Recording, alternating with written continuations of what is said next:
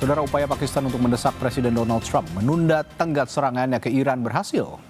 Pada Selasa sore waktu Washington, Trump menyatakan setuju untuk menangguhkan serangan dan memulai gencatan senjata selama 2 pekan. Setelah ketegangan terjadi selama lebih dari 1 bulan, Amerika dan Iran akhirnya sepakat untuk melakukan gencatan senjata selama 2 pekan. Presiden Donald Trump mengatakan bahwa Amerika dan Iran akan menempuh gencatan senjata dalam 2 pekan dengan syarat Iran membuka lalu lintas maritim di Selat Hormuz. Trump menyebut alasan dirinya menyetujui gencatan senjata sementara karena mereka telah mencapai dan melampaui seluruh tujuan militer. Hal itu disampaikan Trump melalui akun Truth Social miliknya pada Selasa sore waktu Washington DC, Amerika Serikat. Dalam postingannya, Trump mengatakan berdasarkan percakapan dengan Perdana Menteri Shehbaz Sharif dan Jenderal Besar Asim Munir dari Pakistan yang meminta agar saya menahan kekuatan destruktif yang dikirim malam ini ke Iran dan dengan syarat Republik Islam Iran menyetujui pembukaan lengkap, segera, dan aman Selat Hormuz. Saya setuju untuk menangguhkan pengeboman dan serangan terhadap Iran selama 2 minggu. Ini akan menjadi gencatan senjata 2 sisi. Iran juga dikabarkan menerima tawaran Pakistan. Pemimpin tertinggi Iran Mojtaba Khamenei menyetujui gencatan senjata selama 2 minggu. Menteri Luar Negeri Iran Abbas Araghchi juga mengonfirmasi jalur aman selama 2 minggu bagi kapal-kapal melalui Selat Hormuz. Hal itu disampaikan Araghchi melalui media sosial X. Menteri Luar Negeri Iran Syed Abbas Araghchi menyampaikan apresiasinya antara lain terhadap Perdana Menteri Pakistan Shehbaz Sharif atas upayanya untuk membantu mengakhiri perang di kawasan Timur Tengah. Menlu Iran menyebut untuk menanggapi permintaan Perdana Menteri Pakistan dan juga mempertimbangkan permintaan Amerika Serikat, maka negosiasi nantinya akan berdasarkan poin-poin yang sudah disampaikan sebelumnya. Abbas Araghchi menuliskan atas nama Dewan Keamanan Nasional Tertinggi Iran, jika serangan terhadap Iran dihentikan, maka Angkatan Bersenjata Iran juga akan menghentikan operasi pertahanannya. Disampaikan pula selama 2 pekan mendatang, jalur pelayaran aman melintasi Selat Hormuz akan dibuka melalui koordinasi dengan Angkatan Bersenjata Iran dan juga dengan pertimbangan keterbatasan teknis. Meskipun Amerika Serikat dan Iran menyetujui untuk melakukan gencatan sementara selama 2 minggu, namun Israel mengatakan tetap akan melakukan serangan ke Hezbollah di Lebanon. Dalam pernyataan tertulisnya, Israel Defense Force menyatakan sesuai dengan arahan dari otoritas politik, IDF telah menghentikan tembakan dalam operasi terhadap Iran dan sangat siap untuk merespons secara defensif terhadap setiap pelanggaran. Secara bersamaan di Lebanon, IDF terus melakukan operasi darat yang terarah melawan organisasi Hezbollah. Hingga saat ini belum ada pernyataan resmi dari Perdana Menteri Israel Benjamin Netanyahu. Menurut Trump, Amerika juga akan mengkaji proposal Iran yang berisi 10 poin. Ia menilai proposal itu dapat menjadi dasar untuk bernegosiasi dan diterapkan. Nantinya, proses negosiasi akan dimulai pada Jumat di Islamabad, Pakistan, dengan dipimpin langsung oleh Perdana Menteri Pakistan, Shehbaz Sharif. Negosiasi ini diharapkan mencapai kesepakatan yang konklusif dalam menyelesaikan semua perselisihan. Tim Liputan, Kompas TV. Lalu apakah gencatan senjata ini akan benar-benar menjadi akhir dari segala ketegangan di Timur Tengah? Kita akan membahasnya bersama dengan Profesor Heribertus Jakatriana sebagai Guru Besar Hukum Internasional FH UGM dan ada juga Dina Prapto Raharja sebagai praktisi dan pengajar hubungan internasional Sinergi Policies. Selamat malam Bapak dan Ibu. Selamat malam Mas. Ya, saya ke Prof Heri dulu. Prof Heri, perlu diingat juga kan kita tahu bersama bahwa serangan dimulai tidak hanya oleh Amerika Serikat, tapi Amerika Serikat dan juga Israel menewaskan pemimpin tertinggi Iran Ali Khamenei dan juga pejabat tinggi lainnya. Diikuti resolusi Dewan Keamanan PBB 2817 11 Maret 2026. Tapi di sisi lain, pada saat ada gencatan senjata yang disetujui ini, Netanyahu menyatakan Israel tetap melanjutkan serangan terhadap Hezbollah meskipun Pakistan mengklaim ceasefire everywhere including Lebanon. Nah, kalau begini kondisinya, bagaimana Anda melihat legitimasi gencatan senjata antara Amerika Serikat dan Iran dalam perspektif hukum internasional? Dalam perspektif hukum internasional, gencatan senjata itu adalah pausing the button. Jadi hanya berhenti secara faktual sementara tanpa ada satu long lasting peace agreement. Artinya apa? Para pihak hanya menahan diri terkait dengan penggunaan kekerasan senjata untuk menundukkan salah satu pihak. Kemungkinan yang kedua, dan itu pasti dipastikan, ketika para pihak ini tidak atau kurang menghargai ceasefire itu, dapat dimungkinkan kembali terjadi bentrokan atau timbulnya serangan yang baru. Nah, khusus terkait dengan Hezbollah dan Israel, ini menjadi satu poin penting terkait dengan isi gencatan senjata ini, terkait dengan proksinya. Ya, terkait dengan proksi yang saya kira ini akan menjadi gencatan senjata, diskusi gencatan senjata yang panjang karena akan melibatkan apa itu pihak-pihak di luar pihak utama yang nanti akan berunding di Islamabad. Satu itu. Lalu yang kedua, saya kira ini juga berdampak besar terhadap kepentingan Indonesia, terutama misi peacekeeping kita UNIFIL di Lebanon. Sudah saatnya saat sekarang kita memikirkan perlindungan warga negara kita yang ada di Lebanon terkait dengan proksi yang tidak akan selesai karena adanya ceasefire ini. Oke, artinya ini tidak mengikat terhadap proksi kedua belah pihak ya, Prof ya? Tidak, Tidak, karena ya? para pihak ini Oke. tidak diikutkan. Namun demikian kita tunggu apakah nanti kesepakatan ceasefire di Islamabad Accord yang akan berlangsung ini mengatur secara detail dalam bentuk Memorandum of Understanding yang mengatur pihak atau proksi yang ada di Yaman, Houthi, Hezbollah di Lebanon terkait dengan para pihak yang bertikai ini, Amerika, Israel, dan Iran. Oke, saya ke perspektif hubungan internasional, Mbak Dina. Kita pernah ingat bahwa Iran pernah menolak ceasefire sementara pada 6 April. Di laporannya Reuters saya baca. Dan menerima akhirnya pada 7-8 April setelah ancaman Trump yang mengatakan seluruh peradaban akan mati katanya. Nah, ini juga diiringi oleh serangan infrastruktur minyak Kark di Pulau Kark begitu. Menurut Anda, apakah ini tanda kelemahan rezim atau strategi resistance ekonomi yang cerdas dari Iran kira-kira? Yang kedua, jadi kalau saya melihatnya gini, pertama ya, gencatan senjata itu adalah bagian yang integral dari siklus konflik. Jadi dari ratusan konflik yang terjadi dari tahun 1989 sampai tahun 2020 saja misalnya, itu sudah 2000 kali terjadi upaya gencatan senjata. Dan banyak diantaranya yang gagal karena memang gencatan senjata itu bagian dari strategi juga untuk melakukan evaluasi, kemudian melakukan reposisi kekuatan. Apalagi kalau sekarang kita bicara di kasus Iran, Israel sama Amerika Serikat, di sini penggunaan teknologi dalam perang modern itu sangat masif. Jadi sistem nirawak, sistem kecerdasan buatan itu sebenarnya ternyata lebih butuh waktu untuk ada periode jeda melakukan kalibrasi atas sistem-sistem teknis.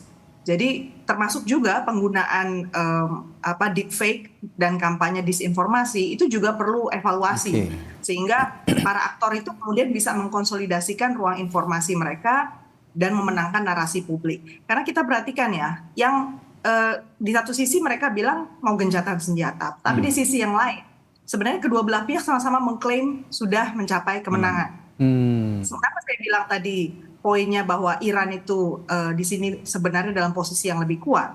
Karena ya kalau kita cek pertama, sebelum perang Iran itu di posisi yang dihakimi harus ini dan itu gitu kan ya, harus lebih patuh dan menuruti maunya Amerika Serikat.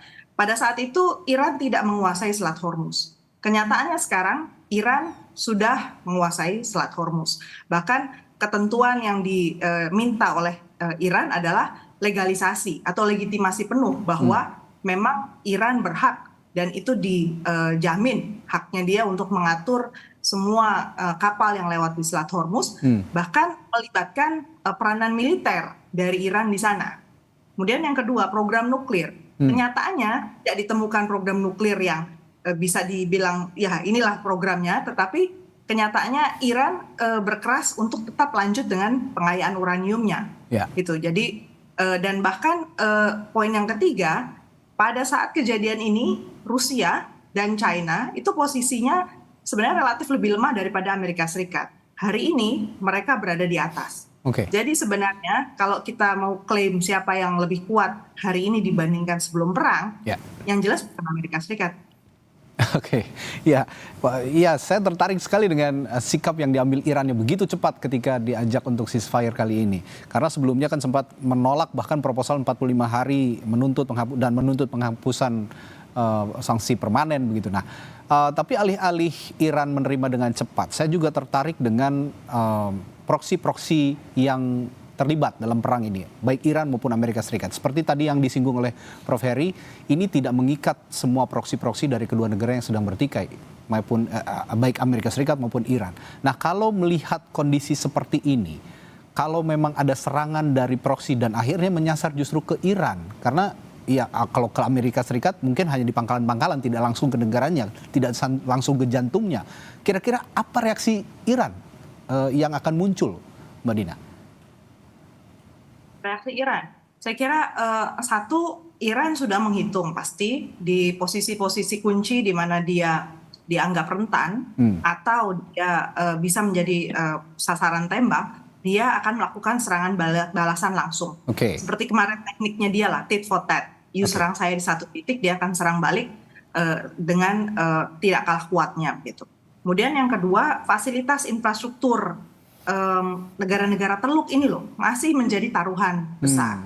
Dan yang menarik lagi, poin yang ketiga adalah perubahan harga minyaknya loh. Menurut saya kalau kita lihat begitu Trump bilang ceasefire, terus habis itu Iran bilang setuju, harga minyak langsung turun di bawah 100 loh. Betul. Itu drastis banget dan menurut saya nggak mungkin juga Amerika Serikat di dalam negeri ini juga sudah mulai gencar ya upaya untuk menetapkan amandemen 25, yaitu untuk menurunkan Trump karena alasan tidak fit sebagai pemimpin. Karena dia mau menghapuskan satu civilization, artinya terang-terangan mengatakan akan melakukan pembunuhan besar-besaran terhadap satu kelompok. Jadi menurut saya ada beberapa faktor yang kemudian walaupun Trump mungkin memprosesnya agak butuh waktu ya, kalau menurut saya dari segi narasi yang dia keluarkan itu masih tetap mengedepankan hanya maunya dia. Tapi faktanya ada beberapa hal yang akan menggentarkan Amerika Serikat untuk gegabah kali ini. Prof. Heri, begini, selain negara yang sedang bertikai, ada juga aktor-aktor non-negara seperti Houthi, lalu Hezbollah, tentu saja ini proksinya Iran. Karena Amerika Serikat proksinya adalah negara, Israel, jelas begitu. Nah, pertanyaan saya, berapa besar risiko kegagalan gencatan senjata ini jika aktor-aktor non-negara tadi seperti Hezbollah dan Houthi ini tetap aktif dalam perang ini? Sangat-sangat besar, sangat-sangat besar. Kenapa? Karena satu, ini adalah penghentian faktual, tetapi ketika penghentian faktual tanpa didasari ada dasar hukum yang komprehensif mengikat para pihak, ini akan sangat mudah untuk dapat diruntuhkan, diganggu, dan bahkan diingkari. Dengan satu insiden kecil saja, itu dapat membahayakan Memorandum of Understanding yang terjadi di antara para pihak babon yang sedang berperang ini. Nah, ini juga saya kira patut kita perhatikan, patut kita waspadai terkait dengan kemungkinan meledaknya dan juga membahayakan Memorandum of Understanding ini dalam waktu jeda sekitar 40 hari ke depan ini. Nah, itu satu. Lalu yang kedua, saya kira kita juga harus mengantisipasi juga penggunaan Selat Hormuz ketika kondisi sudah berlangsung normal, ada pengawalan kapal dan lain sebagainya, terjadi insiden yang ini menjadi pembuka kontak senjata lagi yang mengakibatkan terjadinya pelanggaran-pelanggaran terhadap kesepakatan-kesepakatan yang telah disepakati. Saya kira sangat mungkin terjadi dan sangat-sangat rentan terkait dengan ini. Kenapa? Karena status dasar hukumnya sangat rapuh. Status dasar hukumnya sangat rapuh. Tapi saya tertarik juga dengan rapuh sekali. Saya ke Mbak Dina lagi. Saya tertarik dengan mediator seperti Pakistan. Dengan segala hormat, mohon maaf, Pakistan ini kan negara kecil dibanding Indonesia, kan ini jauh lebih kecil begitu. Tapi saya tertarik dengan peran negara mediator seperti Pakistan ini dalam mendorong tercapainya kesepakatan ini. Apa yang menjadi daya tarik utama Pakistan bisa menjadi mediator dalam perang Iran Amerika Serikat ini, Mbak Dina? Kita tidak boleh meremehkan Pakistan. Pakistan itu juga middle power di negara Asia, di bagian Asia Selatan. Pertama, dan dia juga punya hubungan yang sangat istimewa antara Washington, Amerika Serikat dengan Teheran. Pertama, karena sejak Teheran dan Washington itu pecah hubungan diplomatik gara-gara Amerika Serikat memilih untuk memutuskan hubungan dengan pimpinan Iran, dan ada revolusi di dalam Iran tahun 1979, kemudian ada penahanan, itu ada apa namanya, kan sempat ada kericuhan gara-gara sandera ya orang-orang Amerika Serikat di embassy Amerika di Teheran, yang itu sampai membuat polemik besar di dalam negeri Amerika Serikat. Presiden Jimmy Carter gagal terpilih kembali, sehingga yang naik itu dari kubu Republikan. Itu bukan hal yang sepele, dan pada momen itu siapa yang menjadi penghubung antara Amerika Serikat dengan Teheran? Itu adalah Pakistan. Jadi kalau dalam dunia diplomasi itu nggak pernah ada hubungan diplomatik yang benar-benar putus. Pada saat putus hubungan, dikatakan kepala negara bilang kita nggak temenan lagi ya, itu komunikasi tetap jalan. Karena ada orang Iran di Amerika, ada orang Amerika di Iran. Kemudian juga ada urusan terkait konsuler, kemudian juga hubungan dagang dan lain-lain, dan tetap harus diurus. Artinya tetap ada orang Iran yang bekerja di dalam embassy Pakistan, lebih dari 60 orang yang bekerja di sana, dan menjadi penghubung di Washington DC. Jadi ibaratnya luar dalamnya Iran, itu Pakistan tahu. Demikian pula Washington itu tahu tentang Iran, itu dari Pakistan. Dan ini hubungan sudah 20 tahun lebih. Jadi beda justru dengan Indonesia. Kalau Indonesia itu nggak punya itu. Kita nggak punya kemewahan itu sama sekali. Bahkan Pakistan itu kekuatan lainnya adalah dia punya senjata nuklir. Jadi boleh saya tambahin, Mas? Pengembangan program nuklir itu juga apa namanya, jangan diremehkan lah Pakistan. Silakan, Prof. Satu, kita bisa melihat 10 tahun terakhir ini kerjasama antara Iran dengan Pakistan di dalam wilayah perbatasan untuk combating transnational crime itu begitu intens. Di sana Pakistan itu juga punya direct hotline dengan pejabat militer tertinggi di Iran, sehingga komunikasi ini saya kira menjadi sebuah keuntungan militer strategis Amerika yang ini punya direct kontak melalui backdoor communication. Satu itu. Lalu yang kedua, saya kira Amerika itu memerlukan quote-unquote new faces for their foreign diplomacy. Saya kira Oman, saya kira Qatar itu kan sudah menjadi wajah proksinya Amerika ketika ngomong terkait dengan pengayaan uranium. Sehingga saya kira Amerika perlu tampilan baru, kerjasama baru dengan Pakistan yang saya kira juga punya kepentingan besar walaupun secara tidak langsung. Kenapa? Karena banyak masyarakat Pakistan yang bekerja di kawasan yang ini sangat terganggu dengan perang yang terjadi antara Iran dengan Amerika, sehingga momentum ini kok kayaknya pas. Kenapa Pakistan yang digunakan sebagai mediator dibanding dengan konsorsium Oman, Qatar, Turki misalnya ya. Malam ini saya tercerahkan oleh Mbak Dina juga Prof Heri, kenapa Pakistan jadi alat utama untuk menjadi mediator begitu. Dan banyak yang bertanya-tanya, bukan hanya saya sepertinya, pemirsa Kompas TV yang bertanya-tanya, bagaimana negara yang tidak terlalu banyak aktif begitu ya, seperti Pakistan bisa akhirnya muncul ke permukaan menjadi mediator. Tapi yang saya tertarik juga soal, saya ke Prof Heri, soal penghentian serangan selama 2 minggu ini, atau ceasefire selama 2 minggu ini. Apakah ini sudah memenuhi prinsip hukum humaniter internasional, Prof Heri? Saya akan tanyakan hal itu ke Prof Heri, tapi jeda dulu ya, Prof. Nanti setelah jeda saya akan tanyakan itu di Sapa Indonesia Malam. Tetap bersama kami. Dan kita akan lanjutkan perbincangan malam hari ini bersama Prof Heribertus dan juga Mbak Dina Prapto. Tadi saya bertanya sebelum jeda ke Prof Heri bahwa penghentian serangan selama 2 minggu ini apakah sudah memenuhi prinsip-prinsip hukum humaniter internasional, Prof? Saya kira ketika kita menggunakan parameter hukum humaniter internasional ius in bello, yang namanya ceasefire, itu adalah salah satu cara untuk mengakhiri konflik bersenjata. Dalam hal ini adalah konflik bersenjata internasional antara negara Amerika, negara Iran dengan negara Israel. Namun demikian, ketika kita melihat lagi, ini kan semacam de facto pausing situations. Dan di sini kita lihat apakah sesuai dengan indikator hukum humaniter internasional. Saya kira belum. Kenapa? Karena di dalam hukum humaniter internasional itu pasti nanti endingnya akan terkait dengan pertanggungjawaban para pihak yang bertikai. Nah, ketika kita melihat selama penggunaan kekerasan bersenjata ini, satu, kerusakan sipil itu luar biasa. Contoh kemarin kapal tanker sipil dirudal oleh Iran, tenggelam. Pertanyaannya adalah reparasinya seperti apa? Siapa yang harus bertanggung jawab? Satu. Lalu yang kedua, sampai saat sekarang kita belum tahu informasi yang valid terkait dengan prisoner of wars dari masing-masing pihak. Nah, ini kan juga dipikirkan apakah yang namanya ceasefire itu juga nanti akan sampai kepada hal-hal yang sifatnya teknis untuk terkait dengan hak dan kewajiban para pihak yang bertikai. Saya khawatir tidak. Artinya apa? Kalau kita lihat nanti ceasefire, tentu tidak akan ada tindakan hukum lanjutan terkait dengan pertanggungjawaban para pihak ketika melanggar ketentuan hukum humaniter internasional.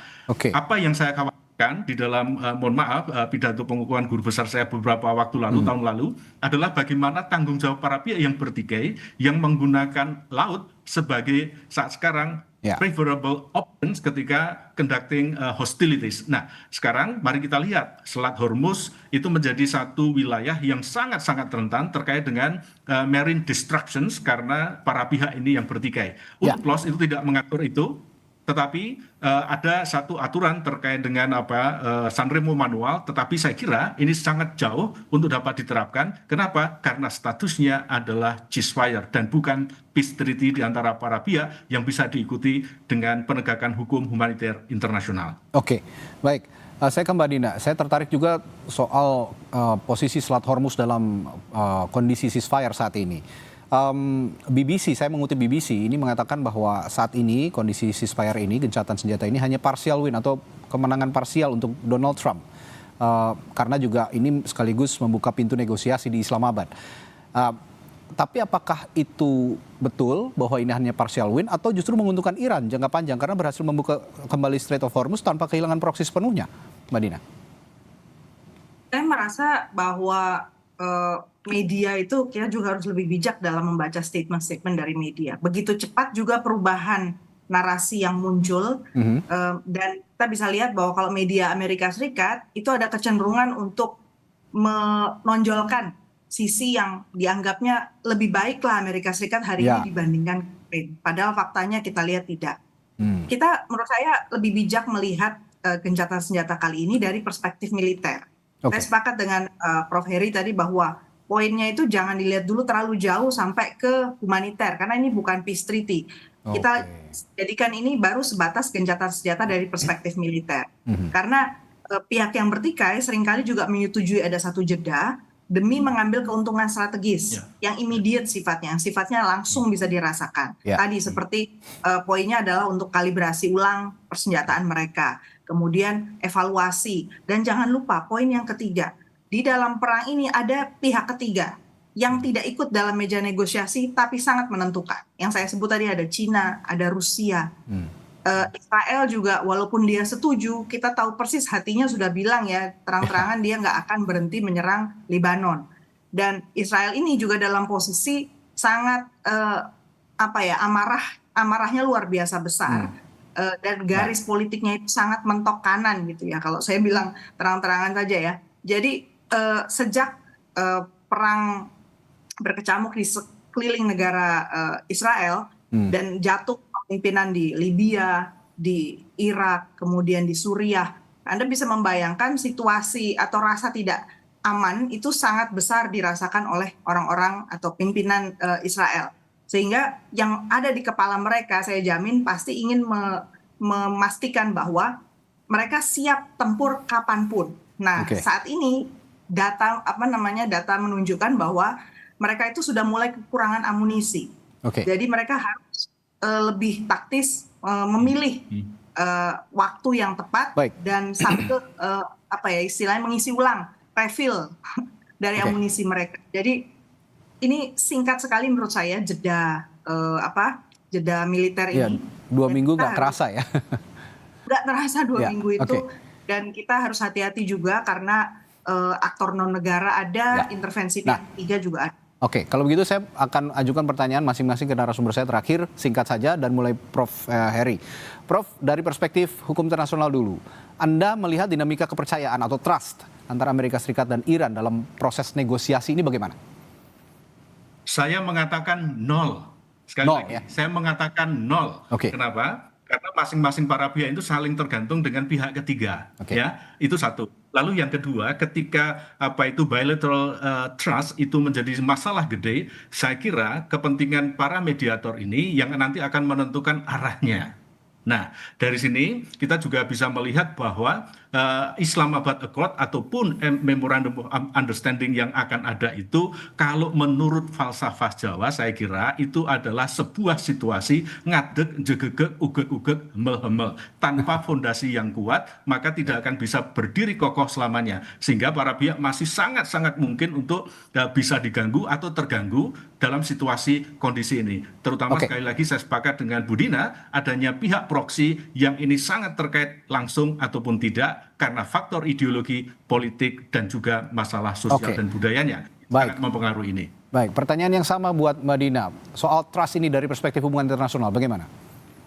Minus. Singkat saja, Pak. Ya. Perspektif saya dari hubungan internasional untuk modal negosiasi minus. Jadi bukan nol lagi, malah bukan nol lagi, malah minus.